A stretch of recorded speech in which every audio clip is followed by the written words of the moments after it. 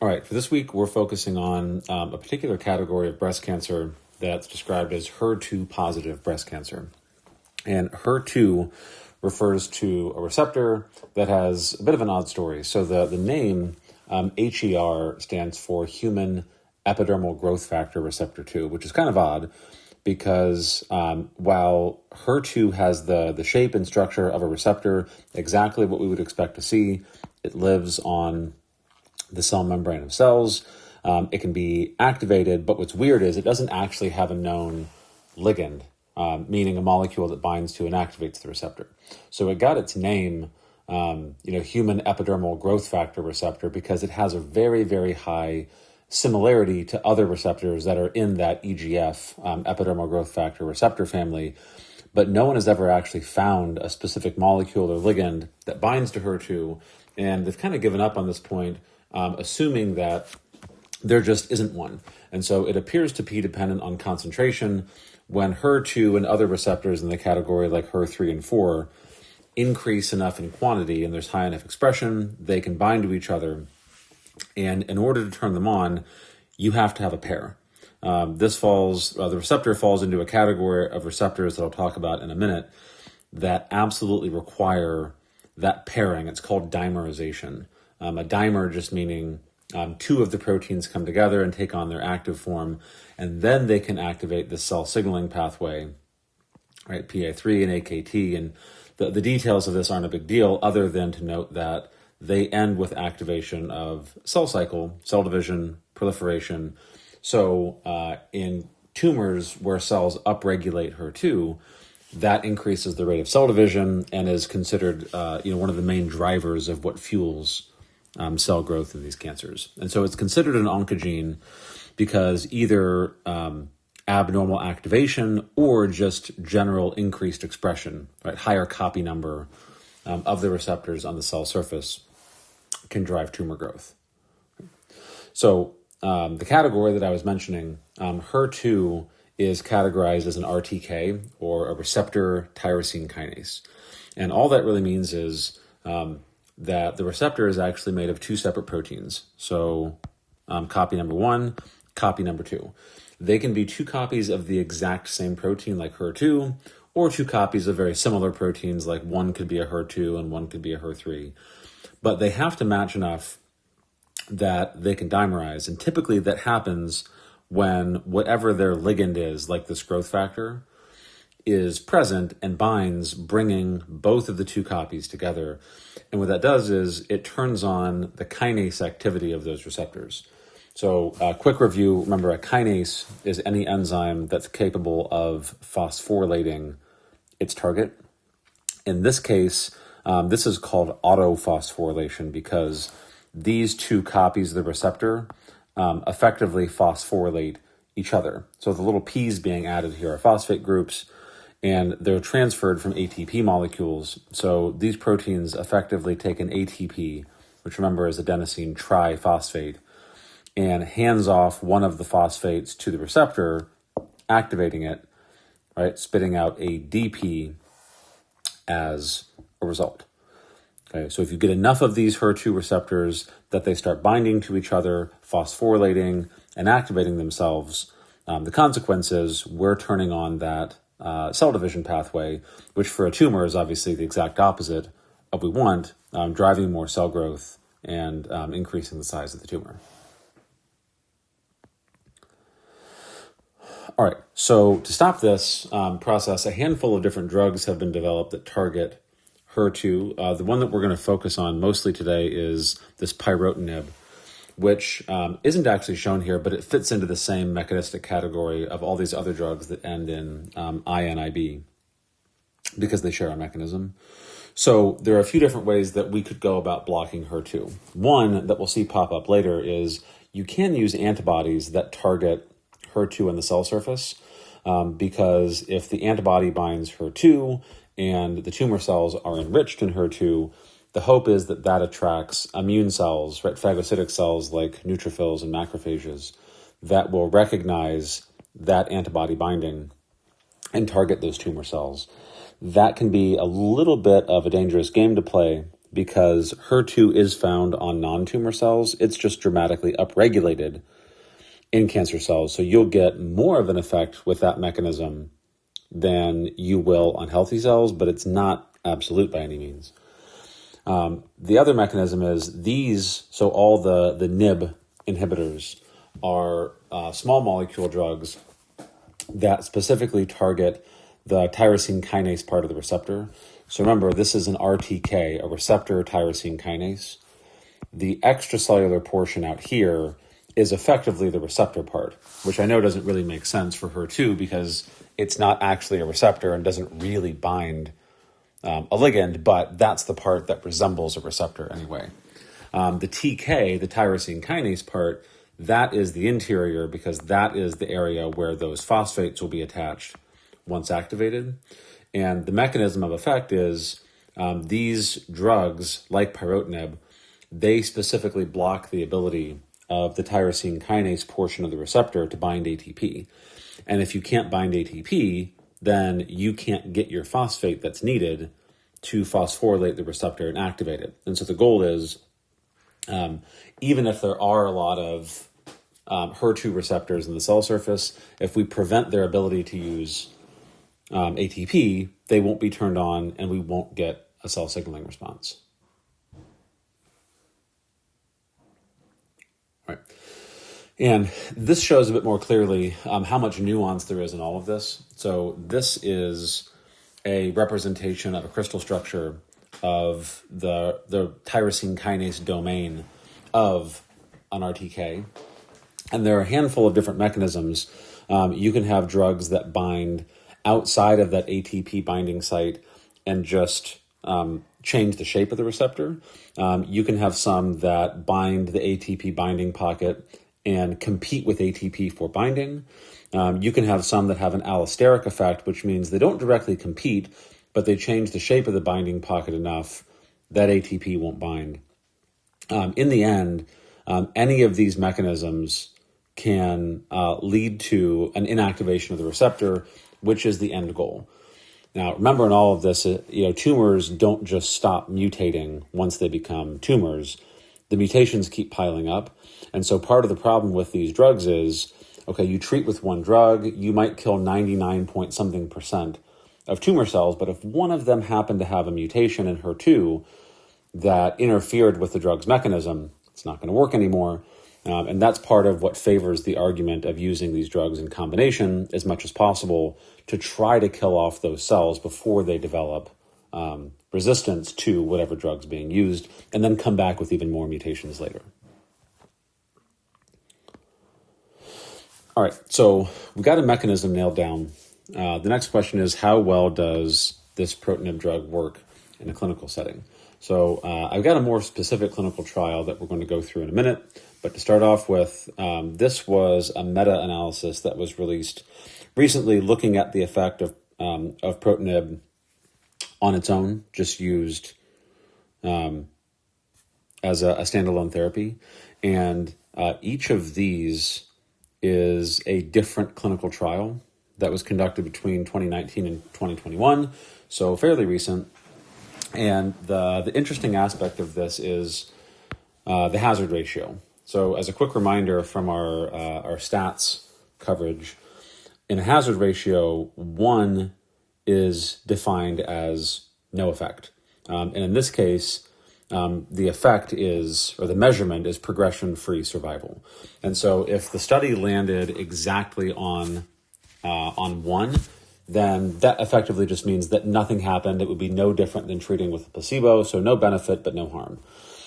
If we landed anywhere over here greater than 1, that would mean increased risk of death. And if we are anywhere below 1, that means decreased risk of death.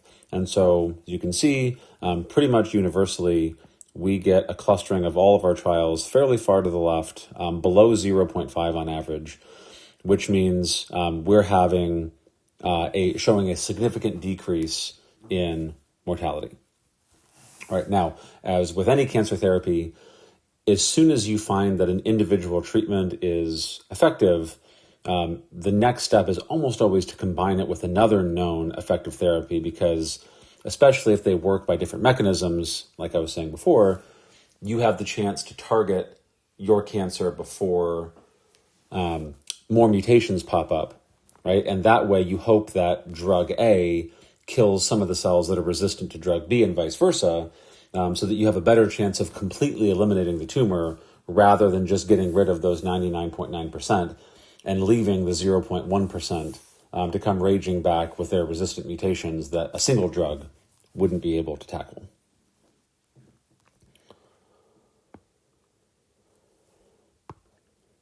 All right, so for Pyrotinib, the next step in all this was testing it compared to a placebo and also in combination with really a few other drugs.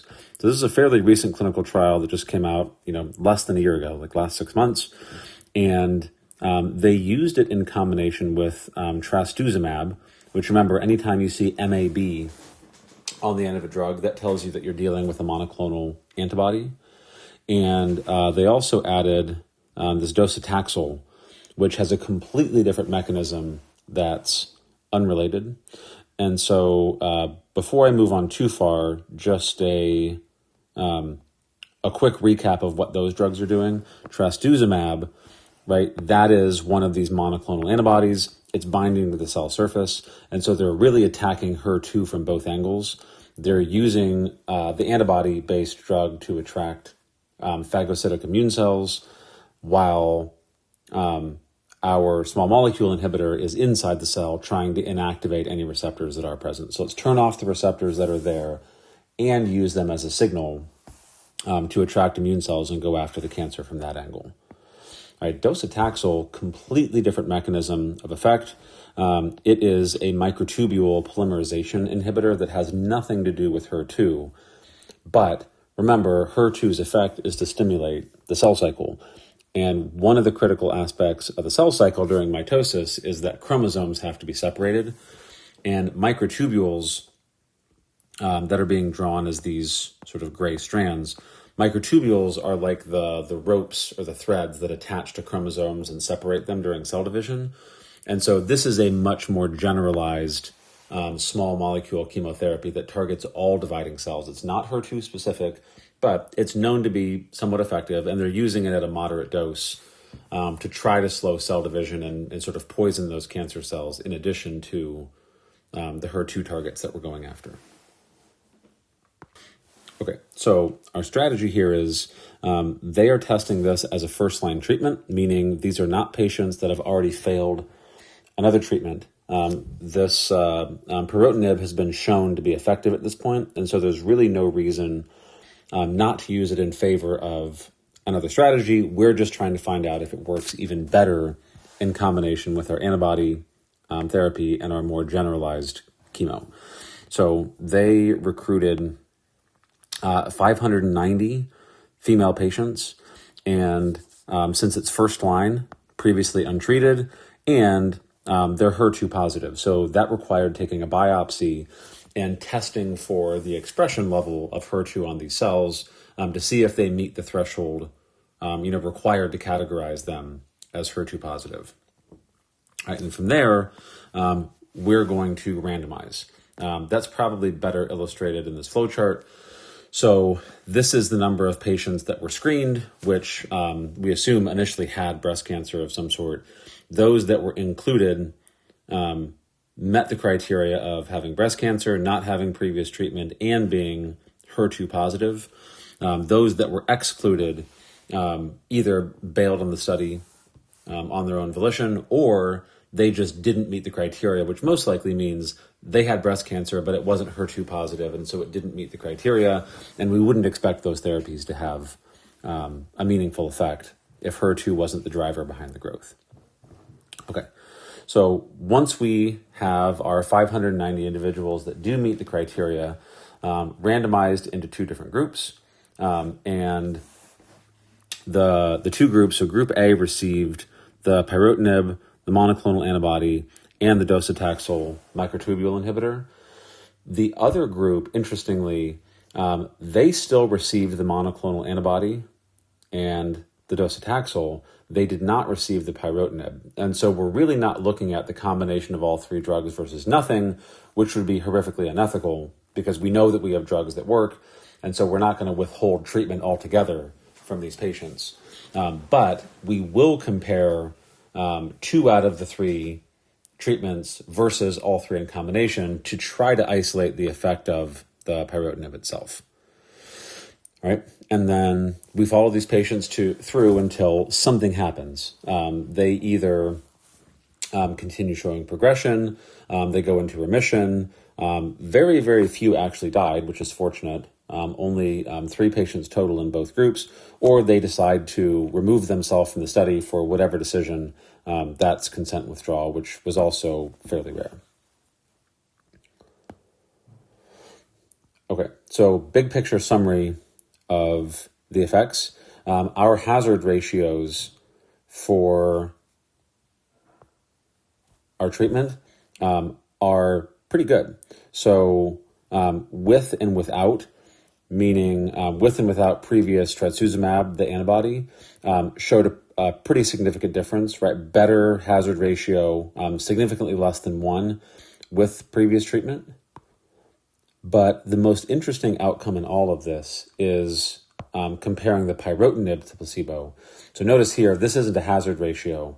This graph, they're showing progression-free survival, and the time scale is in months. It's not a hazard ratio anymore. The placebo group, on average, survived progression-free for less than a year, whereas the pyrotinib group went over 2 years. So significant increase. Now, how long this will last if the study's continued, impossible to say. But as of right now, pretty dramatic difference, right? More than a doubling in progression-free survival time. And that progression-free is a huge part of this because remember, very few patients actually died in the study. So progression-free just means they didn't have regrowth of their tumor and they're effectively considered to be in remission at that point.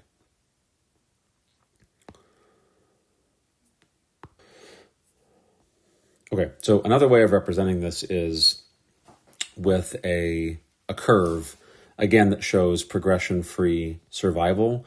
But remember, if a patient falls off of this graph, that does not necessarily mean they died. In most cases, it very much doesn't mean they died because there were so few deaths in the study. It means that they lost their progression-free status, which means their tumor started regrowing, and they're going to have to move on to some secondary treatment and effectively try again. Right. So comparison-wise, though, we see a dramatic effect. Right. This is the group that contained pyrotinib, again, along with the other 2 treatments as well, the antibody and the microtubule inhibitor. And the placebo group, remember, wasn't really a true placebo because they received 2 treatments. And so this graph would probably be impressive if it was pyrotinib compared to a true placebo where they got nothing. I think it's even more impressive when you consider that you're actually comparing the use of all 3 drugs, purple line, compared to the use of 2 of the 3 drugs. So just adding that 3rd therapy was significant. And you can take any time point that you want. For example, if we just pick 2 years as our time point, progression-free survival with the other 2 drugs, a little less than 20%. Just adding the pyrotinib bumps us up to nearly 50%. And so adding one more therapy, it's actually pretty rare that you get that significant of an effect when drugs are used in combination. And so this is very encouraging and supports the use of all these drugs in combinations. And it wouldn't surprise me if eventually, we start seeing trials where 4th and 5th therapies are added to the mix. Right. The last thing to discuss is, there's always the aspect of sub-analysis with this, that, within your larger, complete sample size with all your patients, you can ask, are there any other factors that better determined who responded best to treatment? And, basically the hazard ratio thing again, remember 1 means no effect. So in pretty much every demographic group, however we measured things, there was a benefit. All we can really say is that the further you move to the left, the better off they were. So if they had previous trastuzumab therapy, like I mentioned before, they were a bit better off than if they hadn't, which is a little bit odd and surprising, but those are the results. If they had metastatic sites that were visceral, they were better. If they were non-visceral, they were a bit worse off.